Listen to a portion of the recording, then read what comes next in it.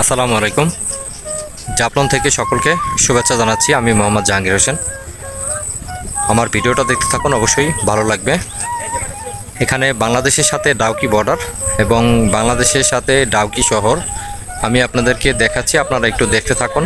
আর আমার চ্যানেলটি যদি কেউ সাবস্ক্রাইব না করে থাকেন, অবশ্যই আপনাদের প্রতি অনুরোধ থাকবে আমার চ্যানেলটি সাবস্ক্রাইব করবেন, পাশে থাকা বেল আইকনটি বাজিয়ে দিবেন। আর আমার ভিডিওটা কন্টিনিউ করতে থাকেন, অবশ্যই ভালো লাগবে। আপনার এই অংশটা হচ্ছে জাফলং এরিয়া, আমাদের বাংলাদেশ। এই যে দুটা গরু দেখছেন, এই গরু দুটা বাংলাদেশ সীমান্তের মধ্যে আছে। আর সামনে যে সবুজ বৃক্ষ দেখছেন, এটার মাঝখানে যে একটা ঘর দেখা যাচ্ছে, এটা হচ্ছে ইন্ডিয়া সীমান্তর মধ্যে। আর এখানে নিচা জায়গাটাও হচ্ছে ইন্ডিয়া। আর এখানে সামনে যে ঘরগুলো দেখতে পাচ্ছেন, অনেক বিল্ডিং, এগুলো হচ্ছে ডাউকি শহর।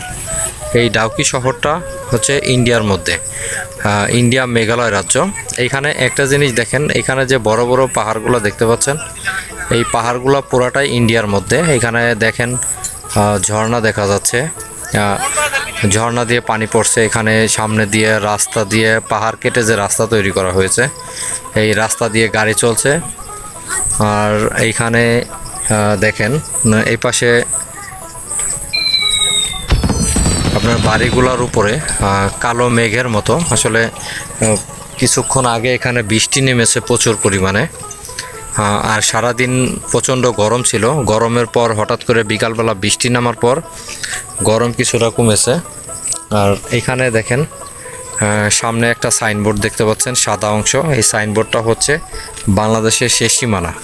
আসলে মূল কথা বলতে গেলে কি, যে আমাদের এখানে সাধারণত আপনার এই পার্টটা ছাড়া সামনে কোনো অংশ আমাদের নাই, পুরোটা হচ্ছে ভারতের অংশ। এখানে সৌন্দর্য বলতে যা বলে সবই ভারতের মধ্যেই। কিন্তু আমরা হচ্ছে বাংলাদেশে যখন আমরা ভ্রমণ করতে আসি জাফলংয়ে, তখন আমরা জাফলং থেকে ভারতের সৌন্দর্যগুলো উপভোগ করি। আর হচ্ছে এই পাহাড়গুলো উপভোগ করা যায়। এছাড়া আপনার বাংলাদেশে দেখার মতো তেমন কিছু নেই। তবে আগে সবাই আপনার জাফলংয়ে চা বাগানগুলোতে ঘুরে বেড়ানোর একটা অপশন ছিল, এখন সেই অপশনটাও বন্ধ হয়ে গেছে। কারণ হচ্ছে জাফলংয়ে আপনার যে চা বাগানগুলো আছে, এই চা বাগানগুলোতে কেউ ঢুকতে দেয় না। আমার ভিডিওটা যদি ভালো লাগে অবশ্যই লাইক কমেন্ট শেয়ার করবেন। সবাই ভালো থাকবেন। আসসালামু আলাইকুম।